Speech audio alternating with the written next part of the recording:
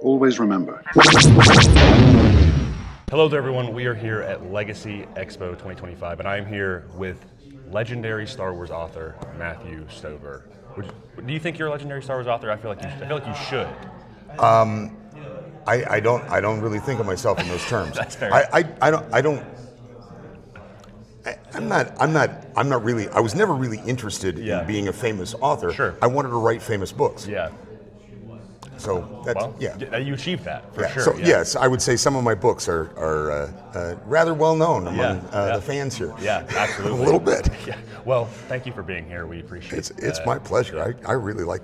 This is my favorite con. You've spoken a little bit about it, and I'm sure you will speak at length about it in the upcoming annotated edition, just next month, actually. Yep. But what was the process like when you got the opportunity to adapt? Like it was earlier treatments. Yeah, it was. I was working from what was at the time his final shooting script. Okay. But there would be revisions and stuff, and they would deliver me the scripts as they were produced. So my copy of the script has different colored pages and the different drafts and stuff like that. It's kind of fun. Reminded me of my old days when I read scripts instead of writing them. Yeah. But mostly it was incredibly stressful. Yeah. Because Star Wars, it was a big part of my life. It's been a big part of my life since I was 15 years old. Yeah. As I have mentioned this before, I saw it at a Saturday matinee, which is the perfect time to see Star Wars when you're 15. Right. And in 1977, nobody had any idea what we were about to see. There was almost no promotion. Right.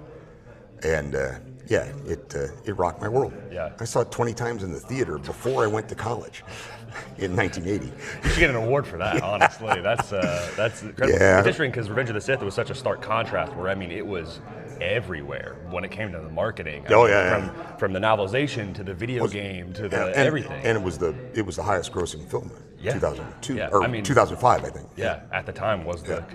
Anyway. Yeah, of course. Revenge of the Sith novelization is, to a lot of people, especially in the Star Wars book community, is kind of considered the perfect gateway into Star Wars literature because you can mix and match kind of the scenes from the movie with also adding that kind of the new lens that's into the perspective of Anakin and Obi-Wan, of course. Were you given a lot of notes in the process, or was it kind of just all up to you when adapting the script and the psyche of it? It was all up to me, but they were keeping track of my progress. Okay. And there were things that I tried to do that they just said, don't go that way. Yeah. Because again, I talk more about it in the annotations, but Star Wars is very important to me. Yeah. It was very important to my career because I knew that there would literally be millions of people reading something I wrote. Yeah. And I was writing about something that was incredibly important to me, and the whole thing was very exciting and very stressful at the same time because I really wanted to make it good because I felt like the story deserved that. Yeah, yeah. I think personally the novelization, I actually had only read it in the past couple of years for the first time. It adds so much context, and you spoke a little bit in a different interview yesterday about Andor, actually. And one of the things that stuck out to me, which these scenes exist, they're deleted, but they're more prevalent in the book, is the scenes with Bail Organa and Mon Mothma and characters like that. And it's crazy to me how consistent it is with something like Andor almost 20 years later. Well, it's the way I look at it when I was working on it is every writer writes each character a little bit different. Of course. Right? So I always figure if you just think of it as being a first-hand account of an onlooker, and some people are going to see it one way, some people are going to see it another way. Yeah. This is the way I see it, but whatever. A lot of what I was doing there was trying to, like the little capsule bios, was not just reminding people of what they know about these characters, because that whole deep context is what I think is the main thing that the book really adds. And but I'm also introducing them to the version of those characters they will be reading about in this story. Might be a little bit distinct, but one of the cool things about Star Wars is that the fans can feel it if the character doesn't, if they do something that doesn't seem like that character. Yeah. So it's like the characters have a certain life of their own, regardless of how we try to show them. Yeah. And so that's why you get that, I think, that kind of effect with, you know, that there's a similar vibe, because it's in a strictly imaginary metaphorical sense, they're real people. Yeah. Right? Yeah, And they're larger than life, of course. Yeah, And they I mean, they've existed for nearly 50 years Yeah. at this point. So, well, speaking of that character work, you also wrote Luke Skywalker and the Shadows of Mindor, which is a book or a character that I am a huge fan of, and thus far in the progress I've made, I have loved the characterization of those characters. Thank you. For you personally, and when you were writing that book, and just in general, if you had to give 4 character traits that maybe define Luke Skywalker, or what you think Luke Skywalker embodies, what are those 4 characteristics to you? I think you only really need one Okay. to define Luke Skywalker, and Luke Skywalker's superpower is caring, right? He cares about people. Yeah. He is in his heart, as you know, he struggles with anger and whatever. Of course. But in his heart, he's always trying to act out of love. That's how he saves Vader. Yeah. And that's Luke. I mean, he is somebody who has the power to project his love in a physical form, you know, on the environment around him. Yeah. He can really help people. Yeah. And I think that's what Luke is. You know, he starts out wanting to, you know, just wanting something different, wanting a bigger life. Yeah. Right? And his first step into a larger world. But once he realizes that he has actual power, his instinct is to use that power to help people. Yep.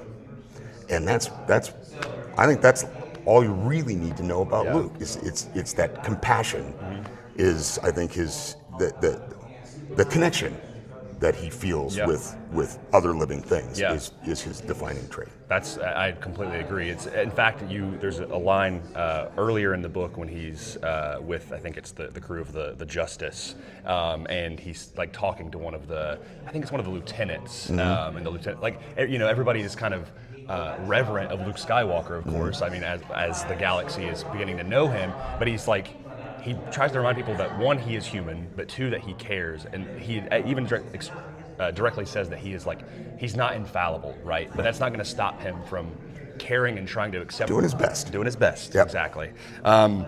Additionally, what is a singular a trait that we all could learn from Mace, from Anakin, and from Luke? So that's like a kind of a 3-pronged. Are you looking for something they have in common, or one from each of them? One for each of them would be cool, but if there's a commonality between them, Well, that'd be interesting. I was thinking about that. Yeah. And I'm not sure I have anything really intelligent, insightful to say on the commonalities. Mace strikes me as Mace's flaw to me is he has these. He's a fully indoctrinated Jedi, right? He's a great Jedi, and part of what makes him great is that he's not entirely traditional. Yeah. But in Shatterpoint, you know, what I was defining, other than just, you know, Samuel Jackson's swagger, what I took as his defining moment is I think it was a quote on the back cover they used that from the movie. Yeah. Jedi are not soldiers. Yep. We're keepers of the peace. Yep. Right? And so that was my how I wrote Mace in here. Yep. Because his attachment, right, is the Republic. He wants civilization. He wants people to be able to live together in peace, and that's his thing. Yeah. But at the same time, I don't think he feels the same compassionate connection that Luke does, because it is channeled that part of him is channeled into his Jedi training. Yeah. He's a man of action. Yeah. Yeah. I think Mace.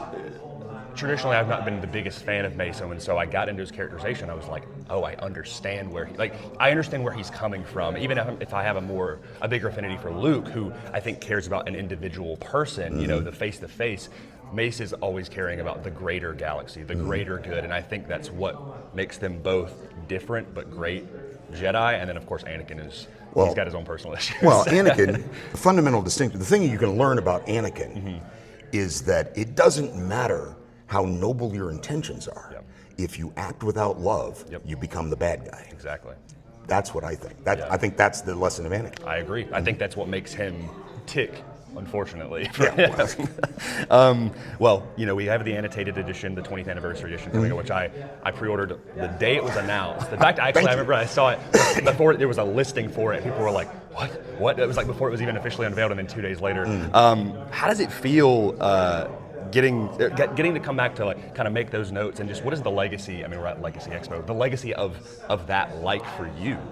As I mentioned in one of my other interviews this weekend, it used to be a matter of a certain minor embarrassment to me that the novel I'm best known for, and probably always will be, is this one that is not my story. Yeah. You know, it's just what people love about it is the way I told his story, and that used to bug me. Sure. But at the same time, I wanted to write books that are important to people, and this book is important to people, and that's what I care about. So going back and trying to recreate my thought processes, that's kind of what the annotations are about. Yeah. Is this is what I was trying to do. This is why I chose to do the scene this way, and you know, you can decide for yourself whether or not it worked. Sure, yeah. And so I was, it kind of took me back to my considerably younger and healthier self. Yeah. And as I was kind of remembering the process that I went through to put this together into a relatively unified piece of fiction. Yeah. I think as fans, we love the behind the scenes of things like that. Like it's such a big part of Star Wars is going back and seeing the behind the scenes, how the movies are made, to see how you crafted the book. I never watch behind the scenes. Really? Never. Okay. I want to see the art. Yeah. So I was gonna turn down doing the annotations. Okay. Because I was afraid that people would start reading the book paying attention to what they thought I meant. Yeah. And it's like pulling back the curtain and finding the great and powerful Oz is just some old dude with a funny mustache. Yeah. Right? I didn't want to pull back the curtain. Yeah. I would prefer pay no attention to the man behind the curtain. Sure. Just look at the book. The illusion. Yeah. I want to see the art. I care about the artists because I wish them well and I love their work. Yeah. But other than that, I care about the art. Yeah. Well, I mean, as someone who, read Revenge of the Sith, it's for me, because I loved the prose so much and what you added to the story, it made me want to go seek out the other Star Wars stories that were your own, right? So it's a good effect to have, I think. Well, yeah, and it was also when I undertook writing Star Wars in the first place, because of my internal artistic pretensions that I was not willing to admit publicly at the time.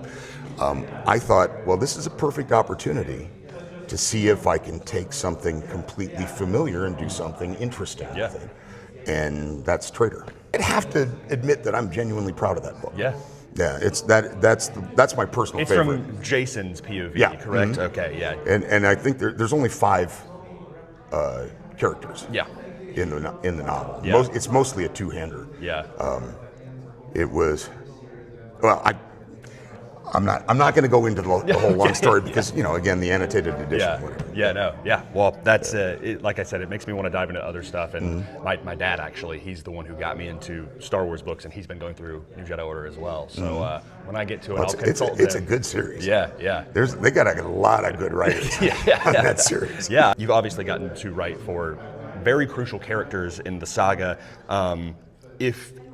Has there ever been an idea of like a story that you wanted to tell that you never got to, or a character that you wanted to try to write for that you always wanted to? I absolutely. When I finished Luke Skywalker in the Shadows of Mindor, I still had ambitions to be able to, keep on working in Star Wars and just maintain my career. And what I was going to pitch to them, to Lucasfilm, was I wanted to try to do a trilogy with 3 of my characters from Shatterpoint, Nick, Aona, and Carvastor. Teaming up to hunt down dark side Force users, like bounty hunters. So kind of a hard-boiled, grim action. But we got the Mandalorian now. And Andor. Plenty of bad guys to hunt. Galaxy's a big place. Right. But that was my actual notion. And I still think that those 3, in a hot ship hunting dark side Force users would be a lot of fun. That would be a lot of fun. They don't exist in the current continuity. Hey, listen, with Star Wars and its shifting meta, never say never. Never say never. The last question, the most important question that I'd love to hear, however you want to describe it, is simply put, why do you love Star Wars? It's not that hard to tell, but it's not that easy to believe. Okay. The first time I saw it, as I believe I mentioned, was on a Saturday afternoon in the first or second week of June. I was 15 years old. I was already a huge science fiction geek. I mean, Robert Heinlein, Ray Bradbury. I mean, it's what I loved from forever. And I had no idea what I was getting into. Nobody did. And what it was for me was when it was Alec Guinness, really, because it's that scene, the Tales of the Force. I think is how they refer to that. It's the scene in Obi-Wan's hut cave thing, where you first hear about the Jedi. And to my 15-year-old self watching that, it was like a bell went off in my head when he's talking about the Guardians of Peace and and there was something in the back of my head that said, yes, I know it's just a movie, but there's something about this movie that is true. I mean, I don't know. I didn't know. I was 15 years old. I didn't know, but in my brain, I was like, there's something actually true here. And it caught me. I was at the perfect age for it, and I'm helpless.